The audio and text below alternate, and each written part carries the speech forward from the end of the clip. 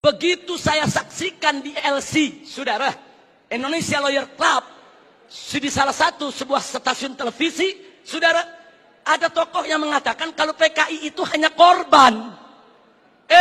Kalau PKI itu korban, penjahatnya siapa? Kalau PKI korban, berarti penjahatnya NU, penjahatnya Banser, penjahatnya Masumi, penjahatnya tentara, penjahatnya Polri, penjahatnya negara, saudara. Nah, maka itu saudara, ya kalau korbannya PKI, berarti penjahatnya Nahdlatul Ulama NU, berarti penjahatnya Muhammadiyah. Enaknya saudara, umat Islam ini dianggap semua sebagai pelaku kejahatan. Ini kita tidak terima. Kepada yang bersangkutan, kalau ingin simpatik kepada PKI itu urusanmu. Tapi jangan coba-coba mengatakan mereka korban. Itu akan menyinggung perasaan jutaan umat Islam di Indonesia. Baik saudara, saya di sini tidak mau sebentar karena waktu sudah sebentar. Implikasi saya lewatkan dulu. Usulan FPI untuk simposium ini. Ayo kita kembali kepada Pancasila dan Undang-Undang Dasar 1945 yang asli, yang dijiwai Piagam Jakarta sebagaimana amanat dekret Presiden 5 Juli tahun 1959. Takbir, merdeka. Yang kedua, tolak segala perbuatan dan pemahaman ideologi yang bertentangan dengan nilai luhur ketuhanan Yang Maha Esa sebagai jiwa daripada Pancasila. Apapun ideologi, pemahaman, dan perbuatan yang bertentangan dengan nilai luhur ketuhanan Yang Maha Esa harus kita tolak, saudara. Termasuk pemahaman PKI, komunisme, ateisme, kemudian Leninisme, Marxisme, termasuk segala kemunkaran dan kemaksiatan yang bisa mengundang kemurkaan Allah sehingga bisa terjadi, yaitu malapetaka dan musibah di negeri kita. Yang ketiga, tegakkan dan laksanakan TAP MPRS nomor 25 tahun 66, Undang-Undang nomor 27 tahun 99, TAP MPRI nomor 1 tahun 2003, dan KUHP pasal 107A sampai E. Karena itu kita serukan TNI dan Polri jangan pernah ragu. Anda semua punya payung hukum untuk menindak, menutup, membubarkan setiap kegiatan PKI di seluruh wilayah NKRI ini, saudara. Kemudian yang keempat, ada 5 poin, saudara. Tolak formalisasi rekonsiliasi dengan PKI. Saudara, saya punya cerita. Di tahun yang lalu, 16 Agustus tahun 2015, kami Ormas Islam itu melakukan long march yang diikuti oleh ratusan ribu umat Islam dari Senayan, Sudirman, Tamrin sampai ke Istana. Kenapa kami gelar itu parade tauhid, saudara, dengan ratusan ribu umat Islam? Karena kami dengar dari sumber yang sangat terpercaya bahwa Presiden, saudara, berencana untuk memasukkan, saudara, item permohonan maaf kepada PKI di dalam pidato kenegaraannya. Kita melakukan demo-demo kecil dan puncaknya yaitu tanggal 16 Agustus 2015, saudara.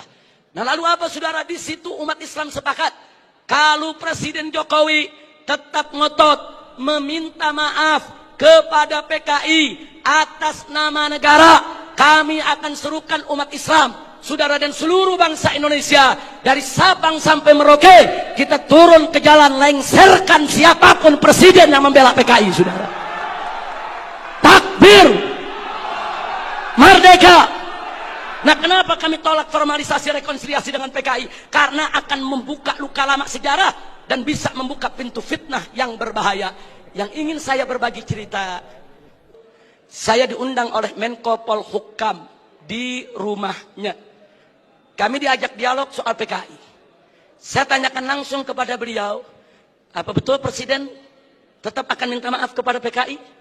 Beliau saat itu memberikan jaminan, Habib, Presiden tidak akan minta maaf kepada PKI. Kalau sampai saya menyetujui itu, beliau tunjuk pengawalnya di sebelah Kopassus. Ini anak buah saya, Kopassus akan tembak kepala saya.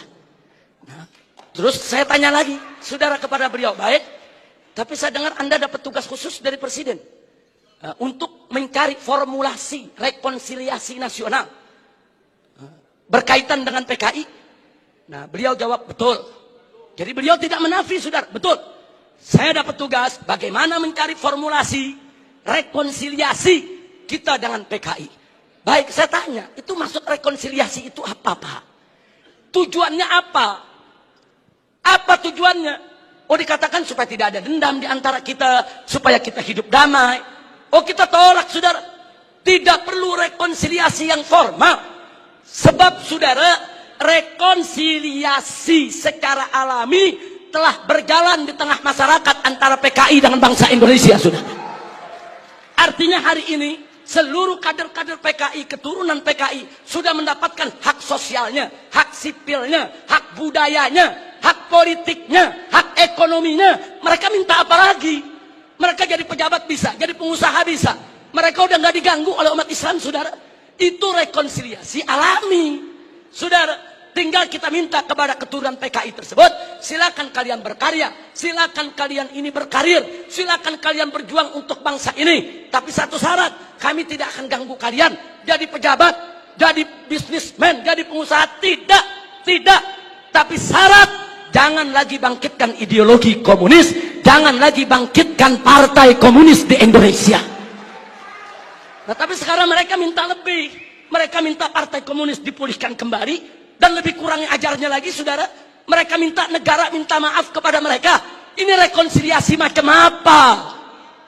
Maka itu rekonsiliasi yang diformalisasi oleh pemerintah, saya khawatir ini akan membuka luka lama sejarah.